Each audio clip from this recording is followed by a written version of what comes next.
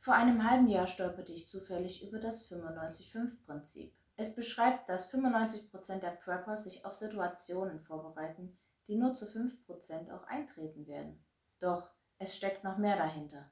Dranbleiben, es lohnt sich.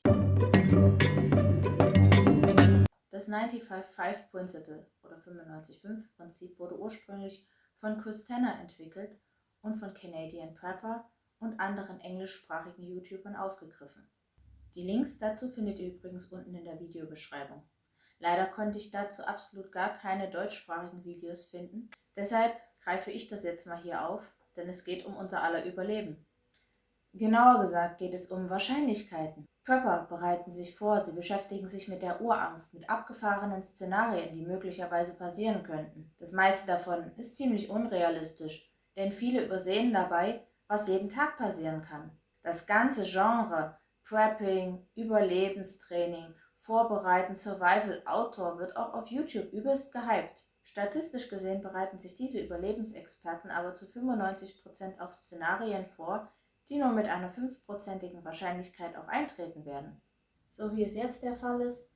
Den Ausbruch von Corona stuften Virologen in einer von der Bundesregierung in Auftrag gegebenen Studie von 2013 mit einer auftretenden Wahrscheinlichkeit von 100 bis 1000 Jahren ein. Die meisten Szenarien drehen sich darum, dass man einsam mit einem Messer bewaffnet in der Wildnis strandet und sich in die Zivilisation zurückkämpfen muss. Wenn wir ehrlich sind, wagen sich die meisten Menschen nicht in Gegenden vor, die sie nicht kennen. Die Wahrscheinlichkeiten dafür sind also äußerst gering. Und es gibt Leute in den USA, die an krude Verschwörungstheorien glauben und sich bis an die Zähne bewaffnen, die aber nicht mal einen Verbandskasten im Auto haben oder einen Feuerlöscher im Haus. Vorbereitet sein ist nichts Schlechtes, das ist wichtig, es ist immer wichtig, gut vorbereitet zu sein. Aber bist du vorbereitet auf all die Dinge, die jeden Tag passieren können?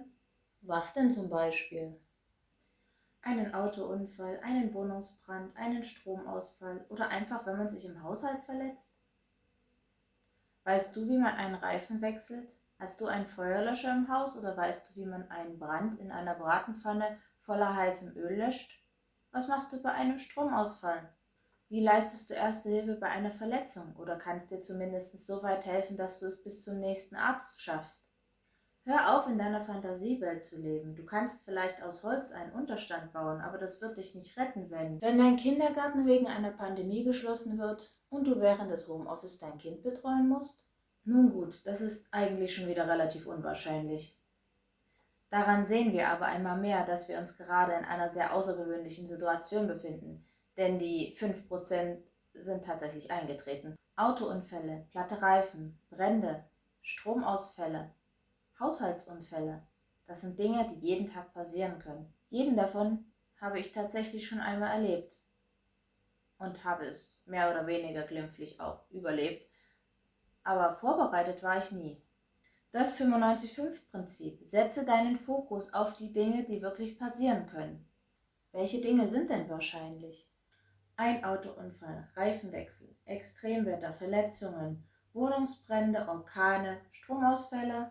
Dafür bräuchte man nur einen Verbandskasten, einen kleinen Feuerlöscher, einen Wagenheber, ein Ersatzrad oder eine ADAC-Mitgliedschaft, Batterien, Kerzen, eine Taschenlampe, Pflaster im Portemonnaie, ein paar Notkekse, Wasser für mindestens einen halben Tag, ein Messer, einen Faden und ein paar kleine Plastiktüten habe ich immer dabei. Worauf bereiten sich die meisten Prepper im Überlebenstraining vor? Bushcraften, eine Plane aufspannen, Feuer entfachen, jagen. In Deutschland darf man ohne Jagdschein eh nichts jagen.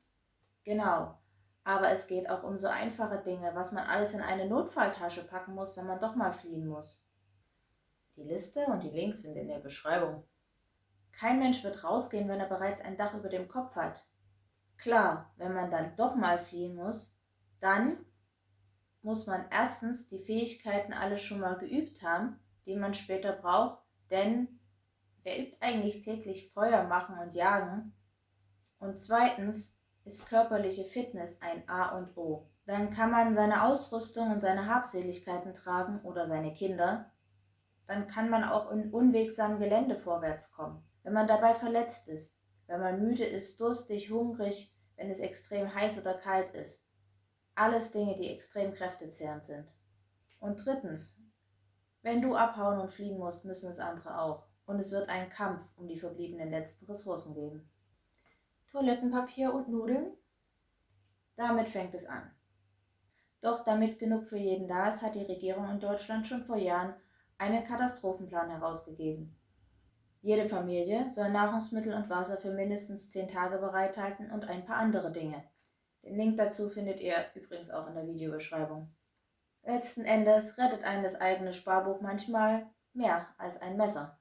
Und dann kommen wir auch schon zu den sehr, sehr unwahrscheinlichen Szenarien, die dennoch zu den beliebtesten Katastrophenszenarien zählen. Eine Alien-Invasion, ein Meteoriteneinschlag, ein Atomschlag mit Fallout, die Zombie-Apokalypse, das Ende jeglicher Zivilisation. Du meinst, ein Virusausbruch, eine Pandemie, bei der hunderte Menschen sterben und die komplette Wirtschaft zusammenbricht? Was übrigens tatsächlich ziemlich unwahrscheinlich ist, ist der Mythos der Eigenständigkeit.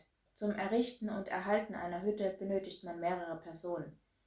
Jeder mit seinen Fähigkeiten, um gemeinsam zu überleben. Isolation nach dem Zusammenbruch ist und bleibt ein Mythos. Wir helfen uns gegenseitig und sind füreinander da, vor allem in schlechten Zeiten. Wir schützen die Alten und Kranken und die Kinder. Ich habe euch noch ein paar Links in die Videobeschreibung gepackt, schaut euch die unbedingt mal an und passt auf euch auf, bringt euch nicht in Gefahr. Ciao.